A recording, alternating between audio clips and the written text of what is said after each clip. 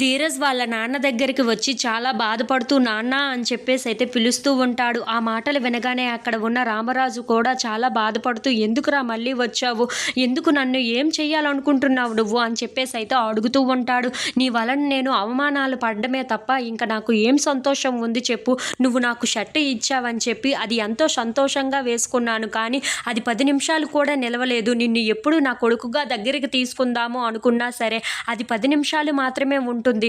ఎందుకో నాకు అర్థం కావటం లేదు అని చెప్పేసి అయితే అంటూ ఉంటాడు. ఆ మాటలు వినగానే అక్కడ ఉన్న ధీరజ్ అయితే అది నా కర్మ నాన్న, నాకు అర్థం కావటం లేదు ఎందుకు ఇలా జరుగుతుందో. నువ్వు ఎప్పుడు నన్ను ప్రేమగా దగ్గరకు తీసుకున్నా సరే మళ్ళీ ఏదో ఒకటి జరుగుతుంది, మళ్ళీ మన ఇద్దరం దూరం అయిపోయి మళ్ళీ మాటలు దూరం అవుతున్నాయి అని చెప్పేసి అయితే అంటూ చాలా బాధపడుతూ ఉంటాడు.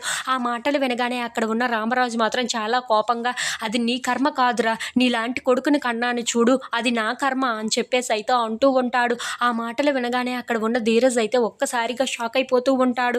ఇంతలో అక్కడ ఉన్న రామరాజు మాత్రం అవునురా, ఎప్పుడు నిన్ను నా కొడుకుగా దగ్గరగా తీసుకున్నా సరే మళ్ళీ నాకు అవమానమే మిగులుతుందే తప్ప ఇక ఏమీ మిగలటం లేదు అని చెప్పేసి అయితే అనుకుంటూ చాలా బాధపడుతూ మాట్లాడుతూ ఉంటాడు.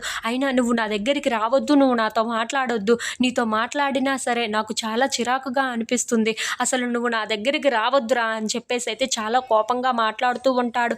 ఆ మాటలు వినగానే అక్కడ ఉన్న ధీరజ్ అయితే ఒక్కసారిగా షాక్ అయిపోతూ ఉంటాడు. ఇంతలో అక్కడ ఉన్న రామరాజు మాత్రం అవునురా, నువ్వు నా మనసునైతే చాలా సార్లే చంపేశావు, ఇప్పుడు నేను మనిషిగా ఉన్నాను, ఈ మనిషిగానైనా ఉండనివ్వవా, నన్ను ఇలా కూడా చంపేస్తావా ఏంటా అని చెప్పేసి అయితే అంటూ ఉంటాడు.